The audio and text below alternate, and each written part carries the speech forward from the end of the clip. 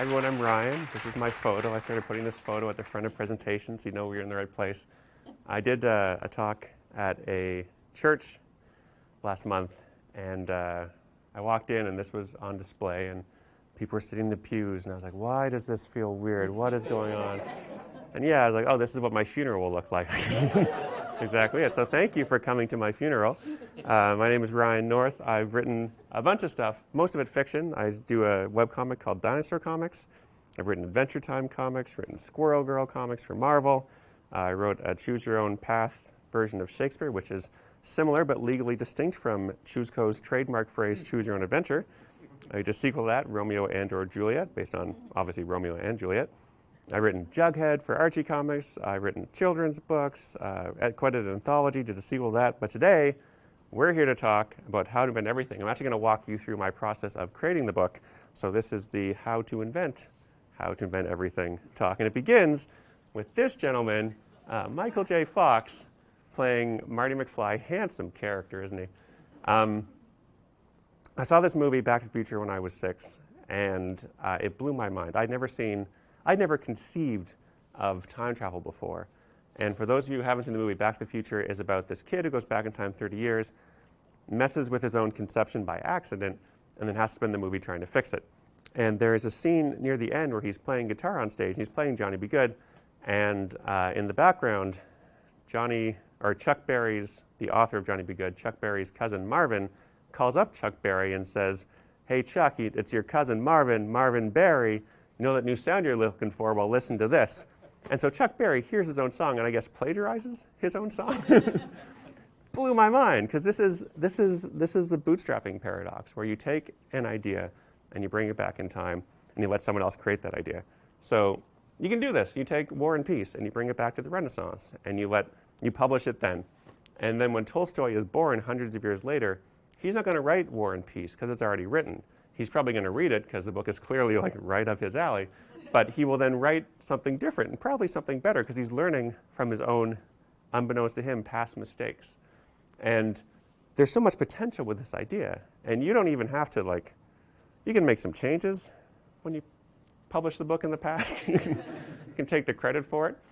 And it's not just art and cultural artifacts. It's technology, too. You could take in technology from the future, bring it back in the past, and have it be invented ahead of schedule, and then the future becomes better. If you have clocks 100 years before clocks show up, we all get more advanced clocks when we appear. So I got really obsessed with this idea, and here is a clip from a YouTube video called Time Traveler in 1938, where it alleges, and this has over 1 million views on YouTube, it alleges that here's photographic proof, footage from 1938 of a woman speaking on a cell phone. You see she's got up to her ear here, and then we do this zoom in on slow motion, make it really dramatic, where she's holding it to her. She's talking. What's going on here?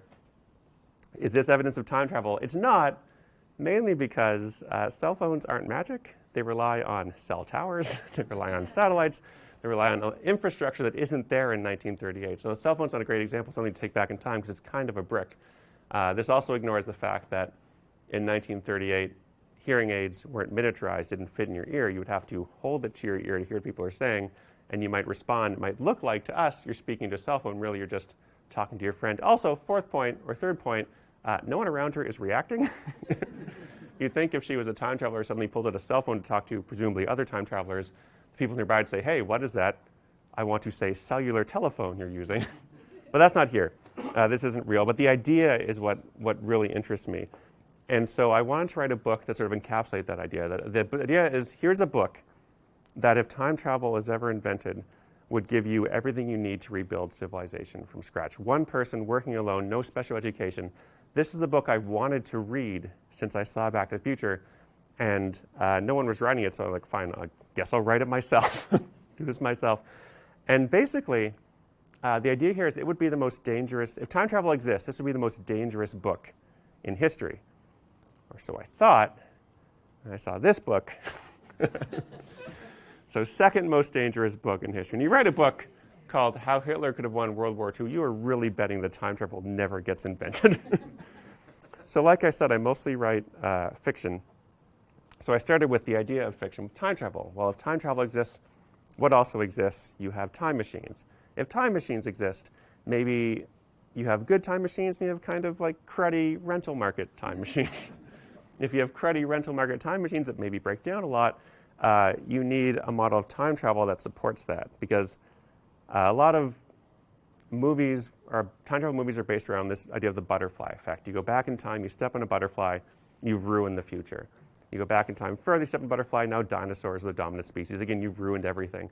So if you have a model of time travel in which the butterfly effect exists, then it's wildly irresponsible to rent out time machines to members of the general public. But since it's fiction, you can make a new model of time travel. So a time machine is called the ST3000.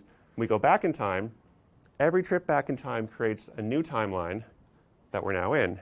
However, when we go back in time, you always return to your original time and original timeline. So this solves the problem. If you go back in time, you're creating a new timeline in which you can mess up however you want, but you won't stop your own birth. You're totally safe. It's still, fundamentally, incredibly ethically fraught, because you're creating a new timeline for the purposes of entertainment or tourism or like resource extraction, but it works for preserving the timeline. So this is what I built the book around. And I wanted to read sort of like an airplane manual where you're supposed to read it, but who has the time? It's just there. I like that idea of something that exists for this emergency that you think will never happen. So if you're renting a time machine, there's a small chance that you might get stranded in the year 50,000 BCE, but it's probably not. It's fine. We don't need to read it. And from that, built the time machine, the ST3000, with all these parts labeled. And don't let anyone tell you spending 15 to 30 years of your life watching Star Trek is a waste, because I labeled all these parts off the top of my head thanks to Technobabble. Yeah, you got the Nakovian consistency override module. No big deal. Obviously, you need one. So I started researching, because I don't really have any special training in this. I study computers. I write, but I don't have special science training. So I read and read and read and read.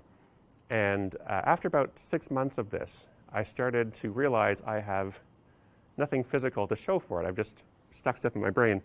And I started to feel like Batman. If you want to feel like someone, you should always feel like Batman. This is a comic from Batman Year One. It's Batman, Bruce Wayne, before he becomes Batman. He's been training. And I'll read you what the comic says. He says, "I'm not ready." You know what? Batman voice. "I'm not ready. I have the means, the skill, but not the method. No, that's not true. I have hundreds of methods. But something's missing. Something isn't right. I have to wait. I have to wait." And like, he doesn't have to wait. He's karate chopping a tree in half here. Like, he's ready, but he doesn't have the Batman costume yet. So I read this, and I thought, you know what? Batman's ready. I'm ready too. I just need to start writing. But if any of you have ever sort of tried to start a big project, you always reach this stage of the creative process where you think, have I accidentally decided to do something impossible? And the next question is, again, this keeps happening to me. And the only way I know to get past it is to do it once. Then you realize, okay, no, it's not actually impossible. It's just really, really hard. And you can work with really, really hard. You just have to keep plugging away at it. So I started to write. I read about 60,000 words, which is the size of a fair-length novel. And that was just sort of the test. I wanted to make sure that I could write a book that would be, you'd read it for fun, it'd be entertaining, it would work in that sense, but it would also work as a legitimate answer to this problem. I wanted a book that if you were stranded in the past, it would legitimately let you rebuild civilization from scratch. And a lot of that was making sure there would be enough that I could teach you, that there was enough that anyone could do to build a viable, reproducible civilization. And so as I started writing this, I started to see this theme across human history, which I hadn't really seen before in any popular science books. And the theme is, and this is true, we're not as smart as we think we are. You don't see that a lot in pop science books.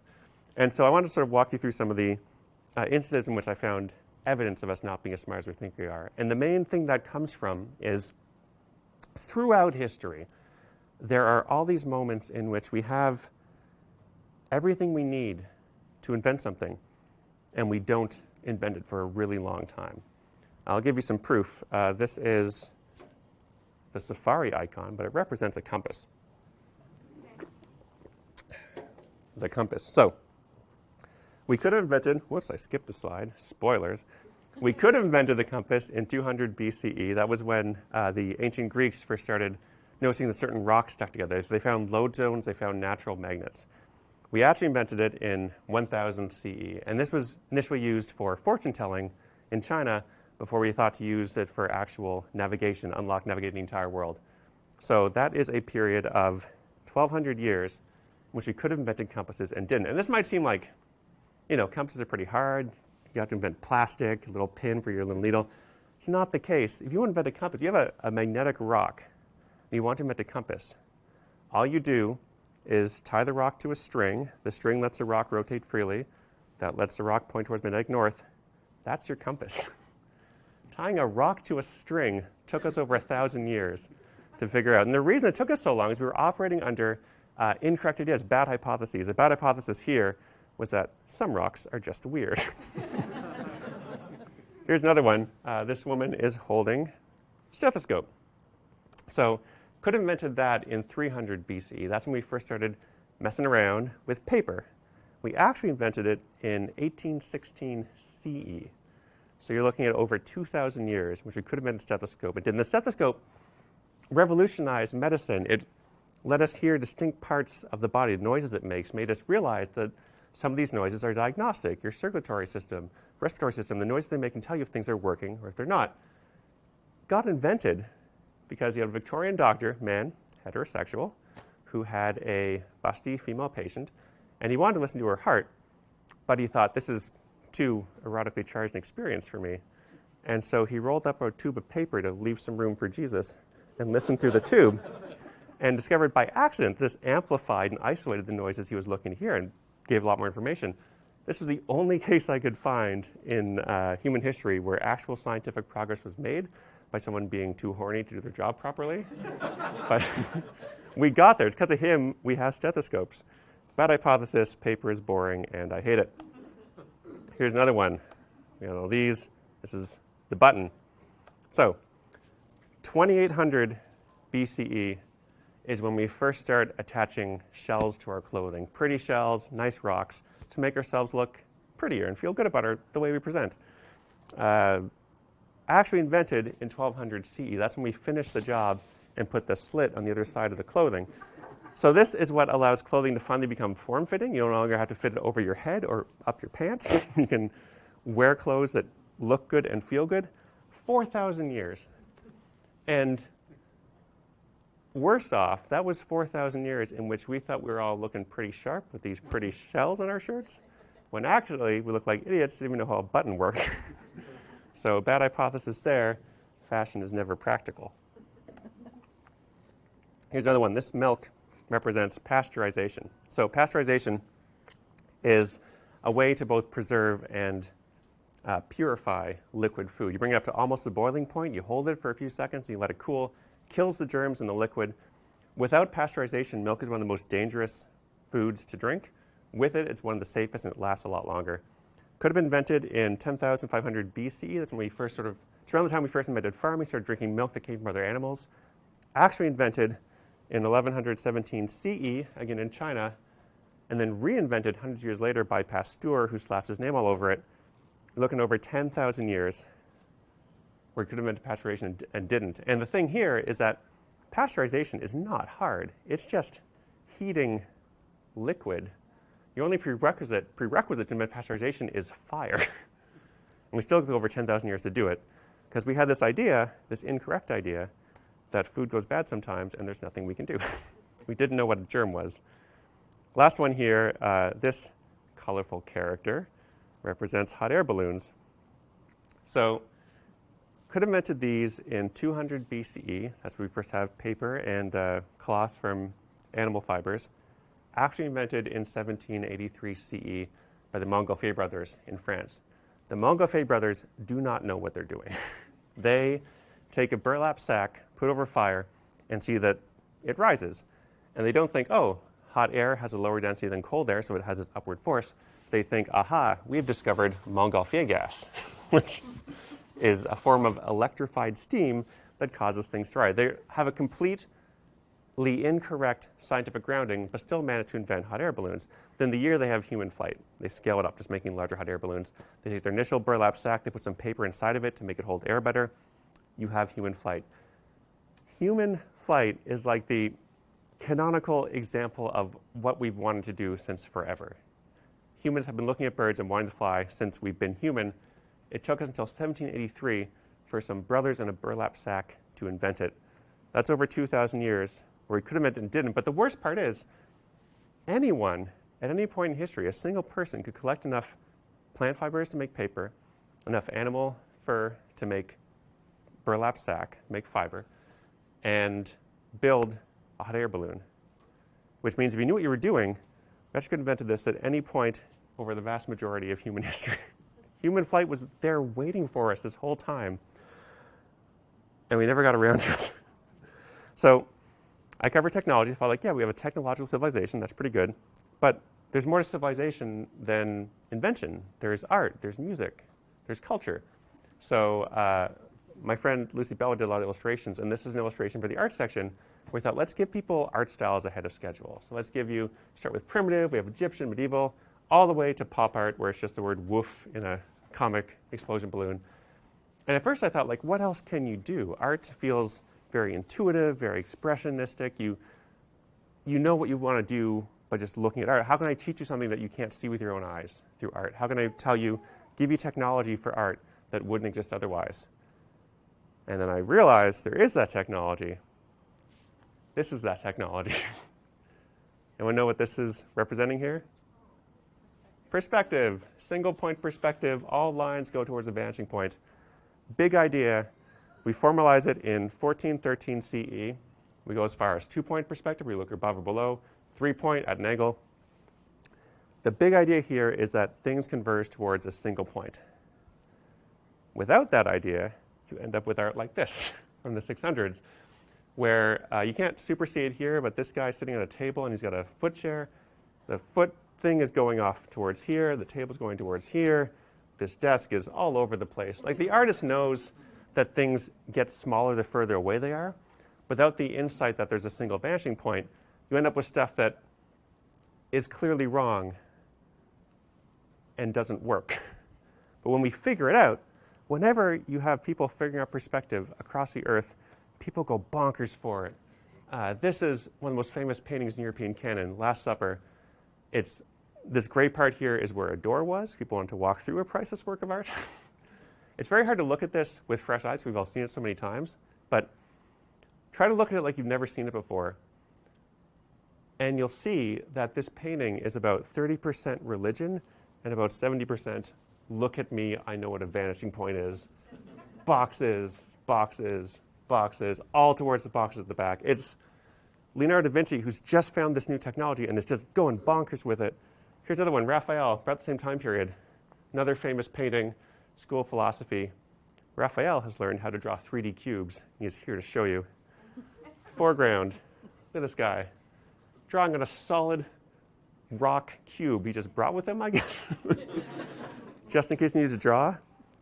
There's a cube. In case you missed it, there's another cube. There's a cube right there, sitting his foot on. That's really just a flattened cube. These stairs are just stretched out cubes, flat cubes in the ground. It reminds me of nothing more than, like, do you remember the early 90s where we just figured out ray tracing and everyone had those chrome balls over checkerboards? This is that. The greatest works in European canon are dripping in the 1400s equivalent of chrome balls over a checkerboard field. I love it. It's amazing. Or, in modern era, it's lens flares. So we've got art. We also need music. I can teach you how to, read music, make instruments, write music, but there's more to it than that. I put in some songs for you to plagiarize. So here's Ode to Joy by Your Name Here with some transcription assistance by Ludwig von Beethoven. Famous song. I also put in the Tetris theme. I wanted something poppy, and I wanted to put in Shoop by Salt and Pepper, but they did not understand what this book was about. And one of them, I said, yeah, I want to put in sheet music to Shoop. And they were like, so it's a textbook? I said, no, it's nonfiction, but it's wrapped in this sort of fictional candy coating of time travel. It's like, oh, so it's fiction. Like, no, it's both, but neither. And they stopped replying to my emails. Which one instead? But if you have this music, you need a way to produce that music. And if you know, like, if this note's a C, what does a C sound like? And for most of human history, that's been an open question, where the bands would just play a note beginning, and that would be their reference note. And so you had this thing where culturally, higher pitched notes were thought to be more beautiful, they sounded nicer, more ethereal. And so when you had multiple bands in a town, there was this thing called pitch inflation, where the players would tune their instruments higher and higher until they eventually started exceeding the range of the accompanying human voices to match. So the French actually passed a law to set lower pitches down. And to use that, to pass that law, they used a new invention, 1681 CE, called the Hooke's wheel. When Hooke invented this, he became the first person in human history to hear a sound at a known frequency. So the way it works is that you have a wheel with teeth in it, and a piece of cardboard here, or any sort of paper, stiff paper. The big wheel, turning slowly, turns the small wheel faster, because that's the way wheels work. And that wheel hits the card. Have you ever stuck a baseball card in your bicycle spokes? Same idea. So it goes as you go faster and faster. If you know how many gears there are on your wheel, and you know how often it's rotating, you know how many times that card's being hit per second. That's your frequency. And we all decided that A440, an A note, which is at 440 hertz, 440 hits per second, is a standard reference point for European music. By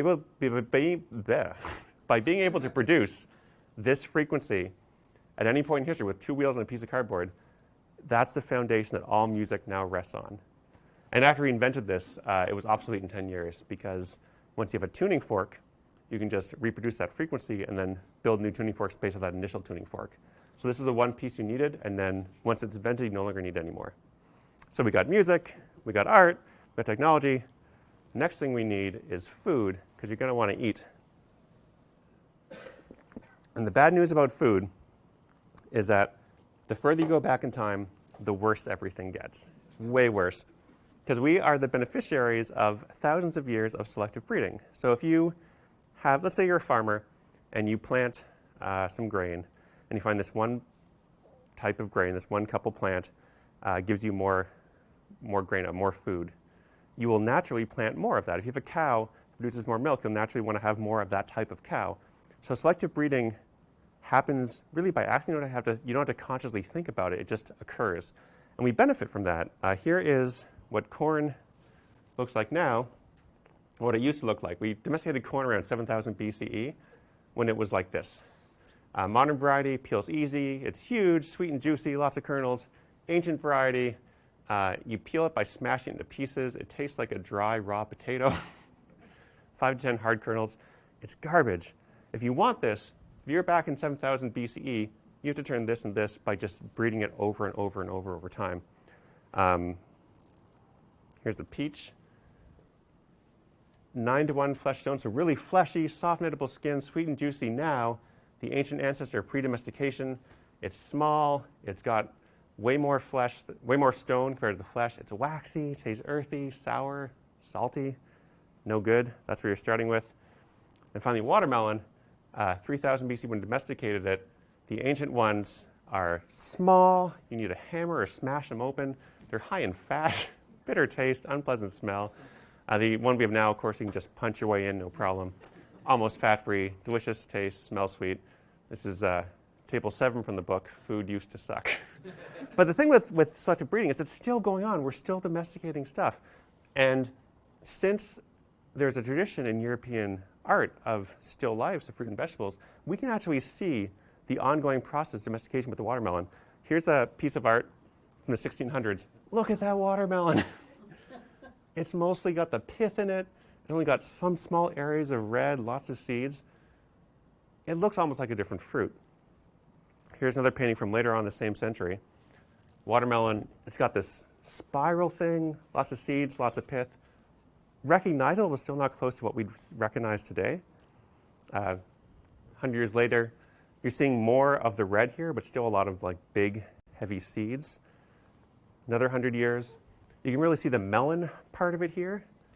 This internal structure you see in other melons that's now lost. But still, lots and lots of black seeds. Still that internal structure. They're on the same century. Here's a variety that's lost a lot of the internal structure, but still has a lot of seeds. But we're getting closer, right? Like you can recognize this is close. And you have what we have today. It's mostly the red part, a couple white seeds. You get them completely seedless. We did that. We turned watermelons into this because we prefer this better. And through our efforts of selective breeding, we brought the watermelon to its true final form. This is what watermelon is because of us. We did it.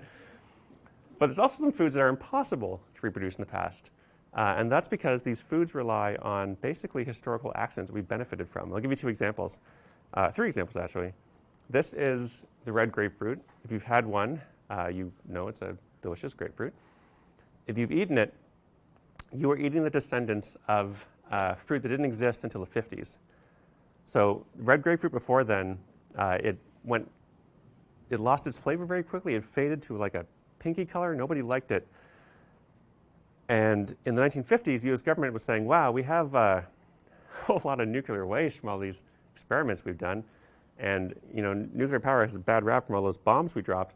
Wouldn't it be great if there was a productive use for this nuclear power and nuclear waste? And so they came up using a program called Atoms for Peace, which is the most 50s name for anything. And they invented these, which are gamma gardens. You take a decaying nuclear pile, put it in the middle, and put plants in concentric rings around that. The plants closest to the nuclear radiation die. The plants furthest away are least affected. In the middle, this radiation just induces mutations. You're basically trying to fast forward evolution randomly with a shotgun and see what comes out. And one of the things that came out was these modern red grapefruits.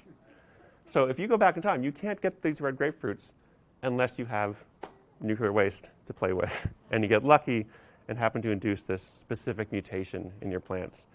And here's another one. This is the Hass avocado. Most every avocado you've eaten is probably a Hass avocado. The reason is they taste better, they're bigger, and these fruits, these trees rather, these plants can produce avocados year-round. You don't get them without 3 guys. You need a Mr. Hass, a Mr. Rideout, and a Mr. Calkins.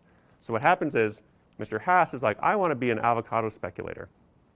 So his big idea is to plant avocado plants and find ones of really burly stalks. Those will be his base, and then he'll graft branches from other avocado plants onto them that have nice fruit. And this way produce these sort of Frankenstein plants that are really, really good avocados. So he pays Mr. Rideout to go around town and find avocado seeds. He goes through like restaurants, scraps, garbage, anywhere he can find them, gives them to Hass. So one day Hass plants his avocado, tree comes up and he's like, I'm going to graft onto it. He grafts something on, doesn't work. All right, I'll try next year.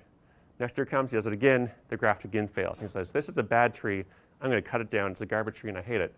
Mr. Calkins shows up and he says, maybe don't cut down that tree. I have a good feeling about that tree. The next year, the tree bears fruit, and it's this Hass avocado that bears fruit year-round. It's a really good fruit, completely by accident. We don't know where the fruit came from, where the seed came from. We can't reproduce it.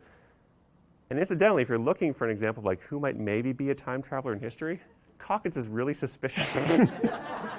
He stood up and like, don't cut down that tree in particular. I won't tell you why. Good day, sir. Last example is corn, which is really interesting because there's no real trick to it except we haven't managed to reproduce corn. We know the ancient ancestor it came from, but either it was a random crossbreed or some random mutation, but we haven't been able to figure out how you get from the ancient ancestor to the current version. We know it happened, we don't know how. So since we can't reproduce it by selectively breeding, you probably won't make nice corn if you don't have it already. Sorry for the bad news. So going through all of this, you're probably wondering, what's the most important invention of all? Ryan, you must know. Here's some runners-up. This is a map of the body with a list of important organs and body parts and what they do. This image, at any point in history, 200 years ago or beyond, would change the world. Medicine has, for a really long time, well, since its invention, has been bad. The reason it's bad is, again, we have incorrect ideas. We, as humans, labored under this four humors theory of disease, in which disease was caused by an imbalance of one of four liquids in your body for over 1,000 years. And this is an improvement over the previous theory of disease, which was you had made some gods angry at you, but it didn't have any basis in reality. Our knowledge of what organs are and what they did came from Galen, who lived in ancient Rome, and he got his knowledge by stitching up gladiators and sort of like taking a glimpse of it at their organs while he was at it, and they'll go, oh, a liver. I wonder what that does. It's probably the seat of the soul. The reason for this is that it feels really weird to cut open a dead body. Spoiler alert. I haven't done it myself, but I've read and talked to people, doctors who do autopsies, and they often say the hardest part is the hand, because it looks like your hand, and of course the face, because it's a human face. But there is an almost primal response of this is wrong. Cutting open a body feels wrong.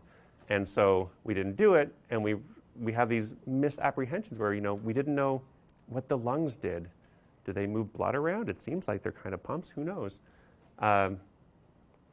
So all this to say, just knowing what the gallbladder does will set medicine ahead 1,000 years with a simple image. But it's still not the most important invention in history. You might also think, all right, periodic table, elements, they're important. By the way, don't use this. This is the one from the back of the book that has future elements on it. It keeps going all the way up to element 172. At that point, at element 173, the electrons shall be so large, the electrons would be moving faster than light, which seems impossible. So cut it off there. But even so, a full periodic table is not the most important invention, in my opinion. I'll tell you the most important invention, but we need a bit of backstory. It starts 200,000 years ago with what are called anatomically modern humans. So these are humans whose bodies look just like ours. Their skeletons are the same. If you take an anatomically modern human baby from 200,000 years ago, bring it to the present, that child will be just as smart and intelligent and creative as any other child born today. They've got the nature, they just don't have the nurture yet, these ancient children.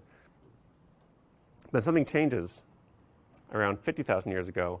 We become behaviorally modern. We start acting human. We start burying our dead, creating art, doing stuff that we didn't do before. And the question is, well, what changed from 200,000 years ago to 50,000 years ago that made us finally fully human? And we don't know for sure, but one of the theories is, and it's the one I like, that we started talking to each other. We invented language. And it seems crazy to think of language as a technology because it feels so natural and so innate, but it is a technology. We had to invent it, and we don't get it for free. The crazy thing is that if you look at studies with feral children, children who weren't raised by parents, the baby in the woods scenario, if those children don't have a language by puberty, they will never have a language. It's really hard to learn, and if you haven't been brought up in that culture, in the culture of speaking, you don't see a use for it. So there's neurological reasons for it, and also it's a hard thing to invent in the first place because a language doesn't have any use without someone else to speak it to. So if you are this, caveman Einstein who thinks, I'm going to invent language, you have to invent both the idea of language, you have to instantiate it, and you have to teach it to someone for it to have any practical use. You can kind of see why it took us over 100,000 years to get there, but we did, eventually.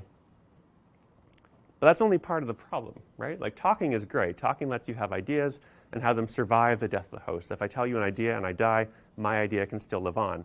But it's not perfect. If you die, if I tell you an idea and I die and then you die, the idea still dies. You need an unbroken line of humanity for this idea to survive. The other thing with talking in oral tradition is that ideas change. It's hard to have an objective memory of what happens when we all have these fallible memories. So to finish that, you need the other half of the invention of language, which is writing. And I'm a big fan of writing. I think it's great. It's like talking, but better. With talking, your ideas can survive the death of the host. With writing, your ideas can survive not just your death, not just everyone you've ever spoken to dying, but the death of your whole civilization. The deciphering the ancient Egyptian hieroglyphs being a great example of that. Writing lets you ship ideas around the world with no more difficulty or expense than shipping grain, less actually since books don't go bad. It's so great. So how do we invent it? Well, it turns out it's actually really hard to invent. We have done it on Earth 3, maybe 4 times in history. This is the earliest. It's cuneiform. It was invented in Mesopotamia.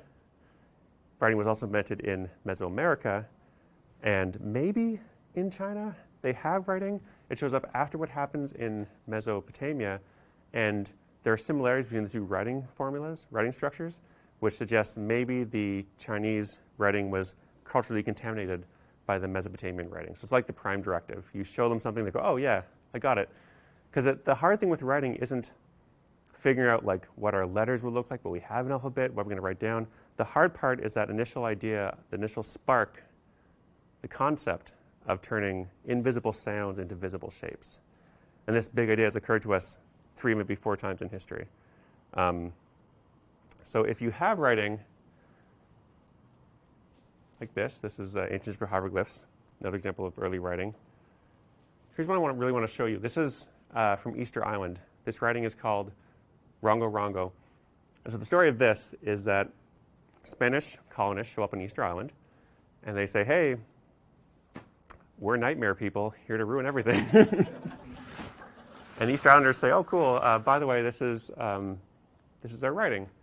It's only done by the elites, so only they can read and write. It's a very important religious text, but this is how we write. And the Spanish say, great, love it. Come back in 100 years, and over this century, this is a century characterized by plague brought to the island, slaving raids, cultural collapse, economic collapse, ecological collapse, disastrous century on Easter Island. The Spanish show up 100 years later, and they say, hey, about this Rongo Rongo, how do you read it? And Easter Islanders say, oh, the elites, they're dead, so we can't read it anymore. Which is terrifying. If this is writing, and we don't know because we've never been able to decipher it, if this is writing, this is an example of it being independently invented and then lost. And the idea of losing a technology like this, I find it terrifying. The idea of a library, library full of books becoming just objects, squiggles on a piece of paper or a rock or a tree that used to mean something, and now we don't know what they mean. It seems impossible, but it's happened. This is what happens when you lose technologies. So, all that to say, 50,000 BCE is when we first invent talking. Any ideas for when we finish the invention, what time period we invented writing? Any date ranges? 5,000? Anyone else? 9,000 BCE? Well, we'll do them all BCE, because well, the earliest invention of writing in Mesopotamia, 3,200 BCE. That is 45,000 years where we could have invented writing and didn't. And if you go back to the earliest anatomically modern humans, that is 196,000 years of missed opportunity. This is where you can have the single greatest effect on human history as a time traveler. Go back in time to those earliest humans, those anatomically modern humans, and teach them to talk. Teach them to share their ideas with each other. Teach them to write those ideas down. You'll be giving every civilization on the planet a 196,000-year head start. So, some takeaways from the book and from this is that we're all smart enough to rebuild civilization from scratch. It seems hard, but a lot of it is low-hanging fruit. A lot of it is stuff that once you see how it's done, it seems obvious, like writing. It's just there. When Europeans showed up in Japan early on, Japanese culture had not invented buttons. Japanese saw them and said, oh yeah, of course, buttons. We've got it. Once you see it, you're there. The other takeaway is there's so much low-hanging fruit in history. There's so much stuff that you can build just by thinking about it. The third takeaway is you don't need permission to do something new, both in terms of writing a nonfiction book when you're not a nonfiction writer, or inventing something when you're not an inventor. And the main takeaway, the most inspirational thing of this, is I felt kind of bad thinking, look at all these points in history where humans have arguably screwed up, where you could have meant something and didn't.